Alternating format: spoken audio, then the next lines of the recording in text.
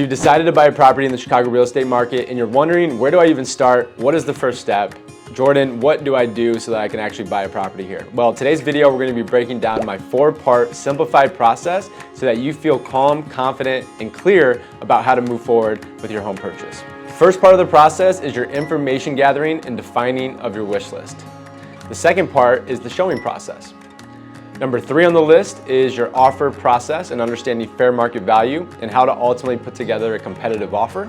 And then 4th and final is your under contract to close process. From the time you get an accepted contract to the day you get your keys to the closing table, we're gonna go through these 4 steps in this simplified process so that you feel calm, confident, and clear about how to move forward with your home purchase.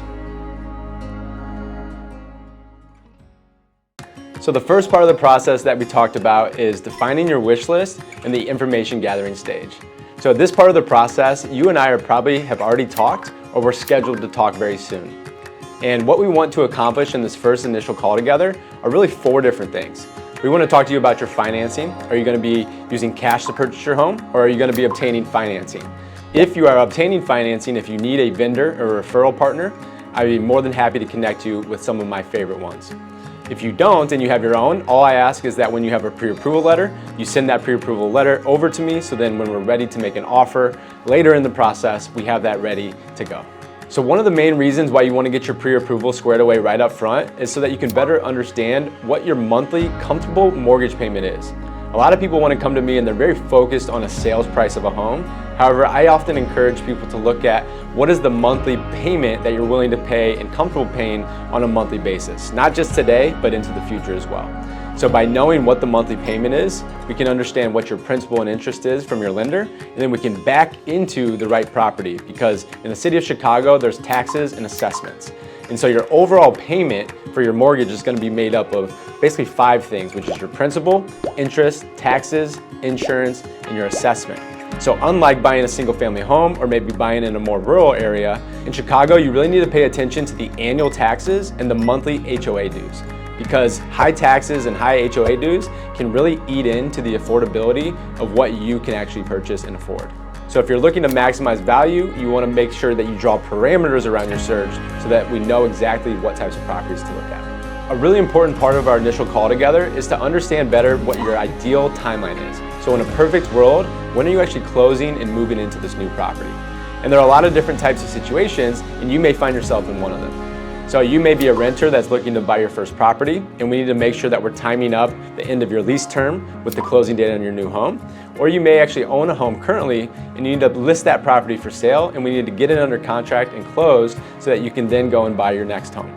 And another possibility is you may be an investor and you may be looking to acquire multiple properties. So depending on where you're at in this process and what your real estate goals are, understanding timeline is crucial so that we can make sure that we can provide the best service and we can get you into a property with the least amount of hiccups. All right, now here's where the fun begins. We're gonna talk about your wish list. So at the end of that initial call, we want to walk away from that conversation with bullet points on what is most important to you in your next property or your first property. These are going to be things and questions that I'm going to ask you regarding what property type, meaning are you looking for something that's in a high rise? Are you looking for a single family home, maybe a townhome, or maybe a condo in a more boutique building?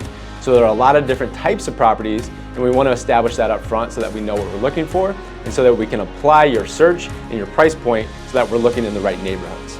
And then once we establish what type of property you want, we're gonna get into the nitty-gritty on all the exciting things and all the things that you probably reached out to me wanting to talk about. These are things such as, do you need to be close to a certain school district? Do you need to be close to public transportation? Are you looking for something that has an updated kitchen? Do you need 2 beds, 3 beds? What type of space do you need in your home?